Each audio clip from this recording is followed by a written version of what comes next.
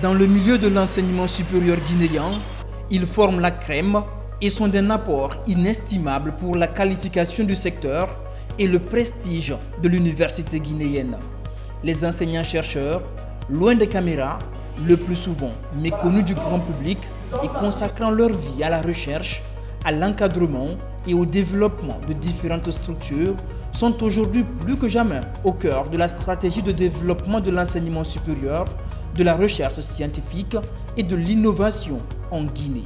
Quel est leur rôle dans le développement économique et social et qu'ambitionne le ministère pour leur valorisation? Mais avant, comment devient-on enseignant-chercheur? Pour devenir enseignant-chercheur en Guinée, il faut d'abord finir le cycle universitaire.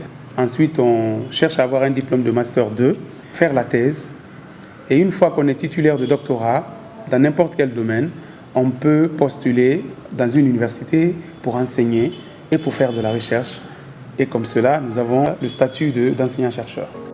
À l'université Gamal Abdel Nasser de Conakry, professeur Aïssatou Taran Diallo fait partie des enseignants-chercheurs qui font la fierté de l'élite guinéenne.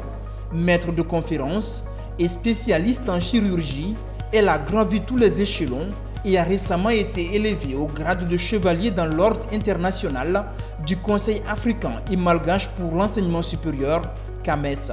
Au quotidien, elle partage son savoir dans les facultés des sciences de la santé et encadre plusieurs thèses de fin d'études.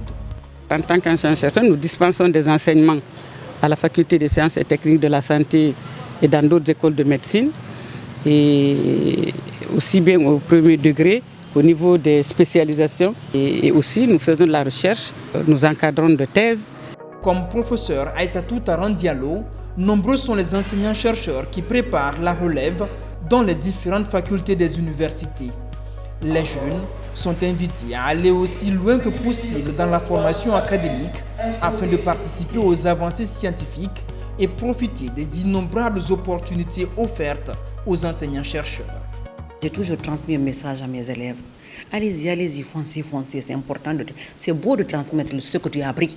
Ça ne veut pas dire aussi que quand tu es enseignant-chercheur, le reste est fermé. Mais non, prenons le cas de notre ministre aujourd'hui. C'est l'exemple le plus concret que nous avons en face de nous. Directrice générale d'une institution d'enseignement supérieur. Aujourd'hui, le ministre de l'enseignement supérieur, de la recherche scientifique et de l'innovation. Moi, j'ai été directrice d'une institution d'enseignement supérieur à Foulaya. J'ai été chef de cabinet à l'enseignement supérieur. Aujourd'hui, je suis directrice de l'Institut supérieur de l'informatique et de la communication de Kountia. L'État me confie une autre responsabilité, en plus de mon travail régalien, qui est aller en classe enseigner. Pour l'enseignant-chercheur, il y a bien sûr son domaine précis de spécialisation, mais il peut s'adapter à toute autre activité humaine. L'administration centrale, la recherche, l'expertise, c'est au niveau des enseignants-chercheurs qu'on trouve les solutions des problèmes qui se trouvent au niveau du développement économique d'un pays.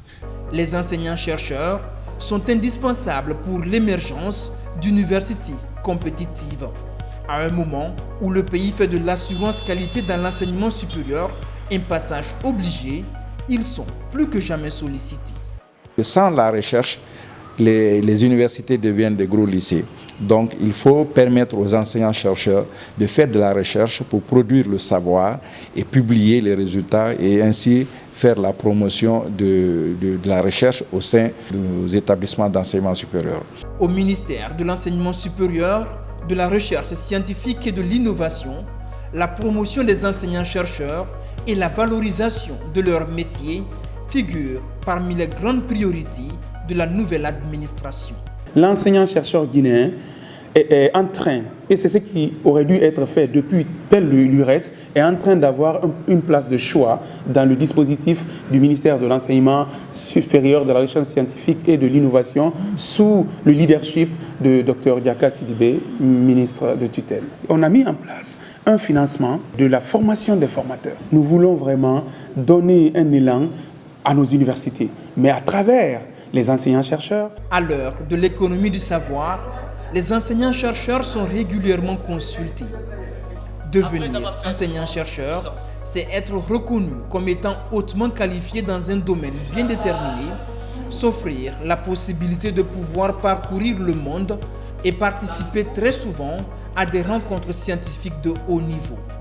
Le métier ouvre également la porte à de grandes responsabilités dans les administrations publiques et privées. C'est l'une des voies sûres pour se distinguer et servir son pays et l'humanité à de hauts niveaux de responsabilité. L'enseignant-chercheur, c'est un homme respectable. Et l'enseignant-chercheur peut se faire beaucoup de choses dans le cadre de l'expertise, dans le cadre des consultations. Personnellement, je suis non seulement enseignant-chercheur, mais je suis consultant de la FAO. Je suis membre du conseil d'administration du Centre suisse de recherche scientifique en Côte d'Ivoire. Je suis membre du bureau exécutif de l'Association africaine des établissements d'enseignement vétérinaire, pour ne citer que cela. Donc vous avez beaucoup plus de choses que quelqu'un qui travaille dans un domaine précis qui n'est pas enseignant-chercheur. Et si c'est à refaire, je choisirai encore le métier d'enseignant-chercheur. J'aime l'enseignement, je me vois enseignante. C'est vrai que j'ai occupé des fonctions administratives, mais maintenant, là, au plus haut niveau de fonctions administratives que j'ai occupé, au poste de chef de cabinet, j'avais mes jours de cours. Je pense que je ne vais pas m'en défaire. C'est une vocation chez moi. Je l'aime et je le fais avec beaucoup de plaisir. Et je pense que c'est ce qui fait le bonheur de mes étudiants. Devenir enseignant-chercheur, c'est accepter de partager son savoir, contribuer à faire avancer la science, découvrir le monde et être appelé le plus souvent à assumer de grandes responsabilités dans la société.